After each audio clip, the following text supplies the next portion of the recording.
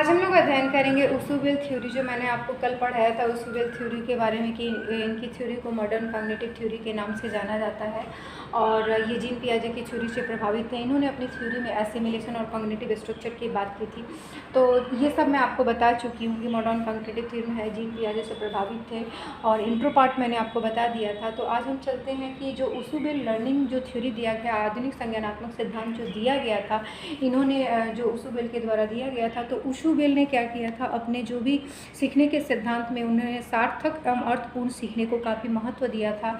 जो meaningful learning की इन्होंने बात की थी और साथ ही साथ जो मीनिंगफुल लर्निंग है वो काफ़ी सार्थक होना चाहिए, इफेक्टिव होना चाहिए, इसकी बात की थी। तो उसूबिल ने अपने सीखने के सिद्धांत में सीखने के 4 प्रकार का वर्णन किया है। उसी के 4 प्रकार जो होते हैं उसका हम आज अध्ययन करेंगे।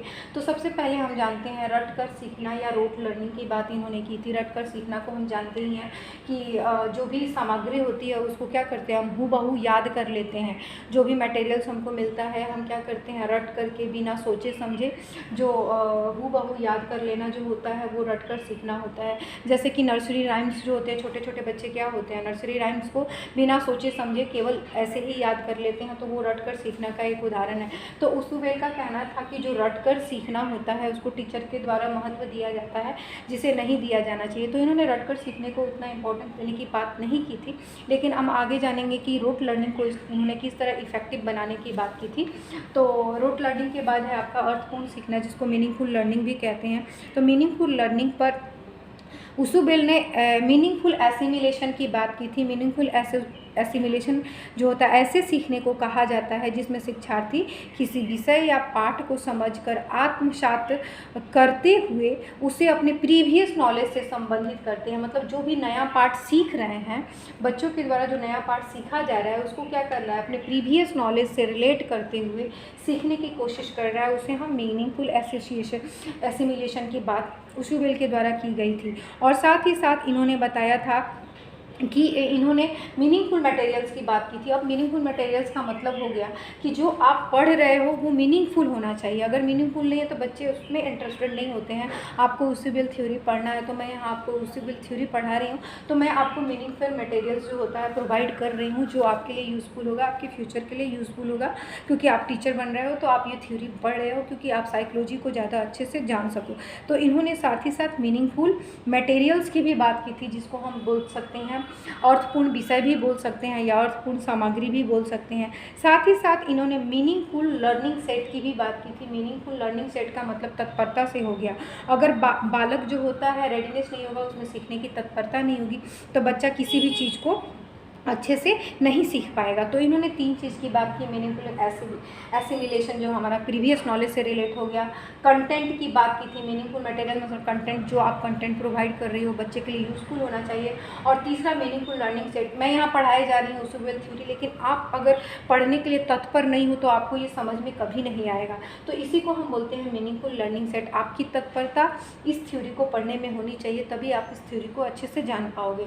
तो 3 चीज़ की इन्होंने बात की थी जो बहुत इंपॉर्टेंट है, मीनिंगफुल एसिमिलेशन, मीनिंगफुल मटेरियल्स और मीनिंगफुल लर्निंग सेट। तो आप समझ रहे हैं ना, ये प्रीवियस नॉलेज से रिलेटेड हो जाएगा, ये आपका कंटेंट से रिलेटेड हो जाएगा और ये आपकी तत्परता, यानी आप कितने एक्टिव हो इस चीज़ को सीखने के लिए। तो उसूबिल ने बहुत अच्छे से मीनिंगफुल लर्निंग को डिफाइन किया था कि मीनिंगफुल लर्निंग कब इफेक्टिव हो सकता है, जब तक ये तीनों चीज़ें क्लास में या बच्चे के साथ या सीखने में साथ नहीं हो, तब तक हम लर्निंग जो होती है इफ़ेक्टिव नहीं हो सकती है। इसकी बात उसूबिल के द्वारा की गई थी। इसीलिए उसूबिल ने कहा था कि जब भी टीचर पढ़ाने जाता है तो उसको अपने सब्जेक्ट का ऑर्गेनाइजेशन, प्रेजेंटेशन इस तरह करना चाहिए कि सभी कुछ मीनिंगफुल हो सके और शिक्षक अपने इफ़ोर्ट को एवं लगन से छात्रों में इस तरह का मेंटल सेट पैदा करे, मानसिक तत्परता पैदा करे, जिससे बच्चे अर्थपूर्ण ढंग से सीखने के लिए प्रेरित हो सके। तो ऑर्गेनाइजेशन होता है, प्रिपरेशन होता है, टीचर को इस तरीके से करना चाहिए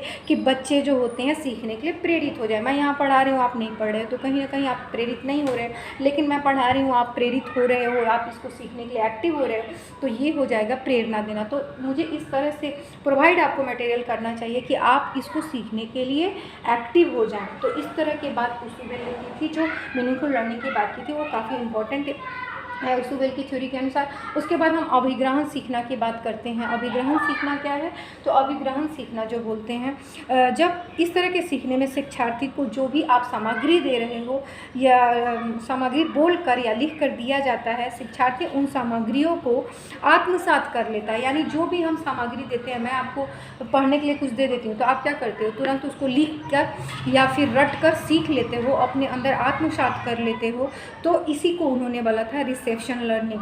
तो रिसेप्शन लर्निंग के बारे में उन्होंने भी कहा था कि रिसेप्शन लर्निंग जो होता है वो रट कर भी किया जा सकता है और मीनिंगफुल भी किया जा सकता है, वो मैं आगे आपको यहाँ बताऊंगी। उसके बाद होता है अन्वेषण सीखना। अन्वेषण सीखने का मतलब होता है डिस्कवरी लर्निंग। अन्वेषण सीखना से तात्पर्य वैसे सीखने को कहा जाता है जिसमें शिक्षार्थी दिए गए सामग्री से नया कॉन्सेप्ट, कोई नया नियम या विचार खोज कर सीखना होता है। मतलब समझ रहे हैं ना कि आपको प्रोजेक्ट वर्क दिया जाएगा तो आप प्रोजेक्ट वर्क क्या करोगे? करते करते करते करते सीख लोगे। तो ये काफ़ी इफेक्टिव उन्होंने माना था। डिस्कवरी लर्निंग जो होता है काफ़ी इफेक्टिव लर्निंग प्रोसेस इन्होंने माना था कि जब हम बच्चे को कोई वर्क देते हैं और वो खुद डिस्कवर करते हुए उस चीज़ को सीखता है, तो बच्चा के लिए क्या होता है? वो लर्निंग काफ़ी इफेक्टिव होती है। इसका एक उदाहरण दूंगी, जैसे कि यदि किसी शिक्षार्थी को हम क्या दें? अधूरा वाक्य दे देंगे कि भारत डैश में आज़ाद हुआ था, तो उसे पूरा करने की कोशिश करेगा, वो याद करने की कोशिश करेगा, रिकॉग्नाइज़ करने की कोशिश करेगा कि वो भारत डैश में आज़ाद हुआ था, कब आज़ाद हुआ था, तो उसको याद आ जाएगा कि 1947 ईस्वी में आज़ाद हुआ था। तो वो खुद डिस्कवर करेगा, वो खुद अपने ऑर्गेनाइजेशन को, अपने मेंटल सेट को कहीं ना कहीं संगठित करके उस चीज़ को याद करने की कोशिश करेगा मेमोरी लेवल से। तो इस तरह का सीखना अन्वेषण सीखना होता है। या बच्चों को हम कोई प्रोजेक्ट वर्क दे देते हैं, बच्चे खुद करते हुए क्या करते हैं? डिस्कवरी करते हुए खुद सीखते हैं। तो ये भी उस तरह का उदाहरण हो जाएगा अन्वेषात्मक सीखना। अब हम जानते हैं कि सारे लर्निंग थ्योरी किस तरह एक दूसरे से रिलेटेड हैं। तो यहाँ देखते हैं कि रिसेप्शन लर्निंग है और यहाँ रोट लर्निंग है। Reception learning, rote learning, discovery learning और मीनिंगफुल लर्निंग की बात यहाँ है। मीनिंगफुल लर्निंग, इसको हम मीनिंगफुल लर्निंग ले सकते हैं। मीनिंगफुल लर्निंग, ठीक है। तो ये कैसे एक दूसरे से रिलेटेड है? जैसे कि रिसेप्शन लर्निंग जो होता है रोट लर्निंग भी हो सकता है। कभी कभी कुछ चीज़ों को हम आत्मसात करते हैं, उसको रट कर भी आत्मसात कर लेते हैं। जैसे मैं आपको कुछ दे दूंगी, प्रोवाइड कर दूंगी कि आप इसे मुझे याद करके सुनाइए, तो आप क्या करेंगे? उस चीज़ को आप रट करके आत्मसात करके मुझे सुना देंगे। तो ये हो जाएगा रोट रिसेप्शन लर्निंग। उसके बाद रोट यहाँ पर है मीनिंगफुल रोट रिसेप्शन लर्निंग। तो मीनिंगफुल किसी चीज़ को आप किसी चीज़ को आप क्या करते हो? रट कर सीख लेते हो। और किसी चीज़ को आप समझते हुए मीनिंगफुल रिसेप्शन, मतलब समझते हुए उसको रिसेप्शन। कोई मैथ्स दे दूंगी तो मैथ्स में आप फॉर्मूला डिवाइड करोगे और फॉर्मूला से क्या करोगे? आत्मसात करते हुए उस चीज़ को सीख लोगे। तो ये दो तरीके से हो गया। एक तो आत्मसात जो हम दो तरीके से कर सकते हैं, एक रट कर सीख सकते हैं और दूसरा हो गया हम मीनिंगफुल सीख सकते हैं, मतलब कि सार्थक तरीके से भी सीख सकते हैं। उसी तरह हम यहाँ पर चलते हैं तो रोट डिस्कवरी लर्निंग। कोई भी डिस्कवरी आपको लर्निंग करने के लिए दिया जाएगा तो वहाँ आप क्या कर सकते हो? आप रट कर भी उस डिस्कवरी लर्निंग को सीख सकते हो, मतलब कि रट कर उसको डिस्कवर कर लोगे। अब 1947 में भारत आज़ाद हुआ था, भारत डैश में आज़ाद हुआ था, तो आप क्या करोगे? वहाँ पर क्या करोगे? याद करोगे कि भारत डैश में आज़ाद हुआ था। तो रटा हुआ चीज़ आपको याद है ना, 1947 आपका रटा हुआ चीज़ है, तो आप 1947 रटे हुए चीज़ को याद करके डिस्कवर कर लोगे। तो इस तरह का जो होता है रोट डिस्कवरी लर्निंग हो जाएगा। उसी तरह मीनिंगफुल डिस्कवरी लर्निंग भी हो सकता है। कैसे? जैसे कि मैंने बताया कि प्रोजेक्ट वर्क में आपको कोई काम दिया जाएगा तो आप खुद उस समस्या का समाधान करते हुए सीखोगे।